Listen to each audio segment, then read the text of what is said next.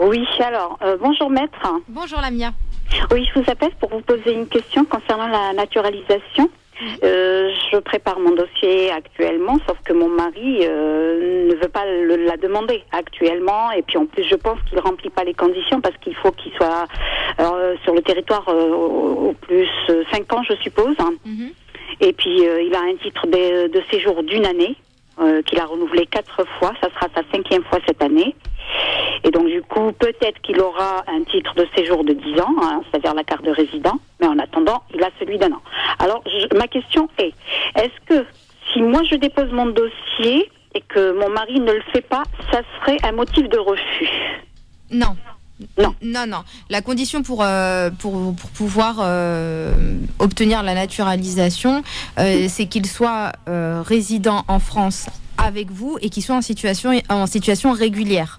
Ça, il n'y a pas de souci. Voilà, oui, il vit avec nous, il est en situation régulière, il n'y a pas de problème. Donc voilà, de ce côté-là, il n'y a pas de souci. Qu'il n'ait pas la nationalité française, c'est pas très grave, et qu'il ne fasse pas la demande en même temps que vous non plus. Vraiment, ce qu'ils vont regarder, c'est vraiment qu'il habite, en gros, que vous vivez, qu'il y a vraiment une communauté de vie et qu'il est en situation régulière, parce que sinon, ils vont considérer que vos centres d'intérêt ne sont pas en France.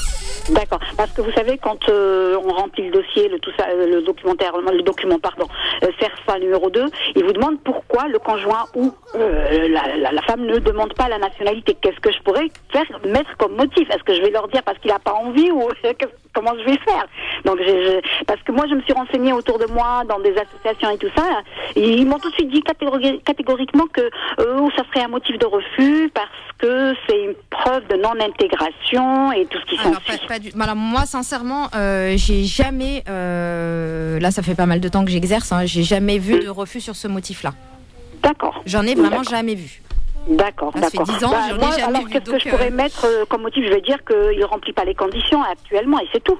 Alors, qu'est-ce qu'il pourrait mettre? Qu'il préfère attendre d'obtenir sa carte de 10 ans. Voilà, c'est ce que je mettrais.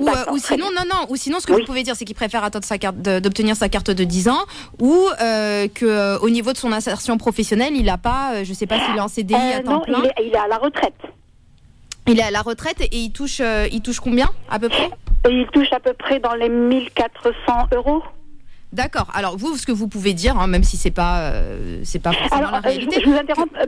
Juste une précision concernant sa retraite. Il la touche pas ici parce qu'il n'a pas travaillé ici. Il a travaillé au Maroc. Oui. Et du coup, ça aussi, la dame de l'association, elle m'a dit oh là là, votre mari n'aura jamais la nationalité parce que c'est pas l'État français qui est le payeur de la retraite. Voilà. Écoutez, ça peut peut-être poser un souci pour lui. Donc du coup, vous pouvez l'argument que vous allez invoquer pour votre demande à vous, c'est qu'il ne remplit pas encore parfaitement, juste vous dites parfaitement, la condition d'insertion professionnelle.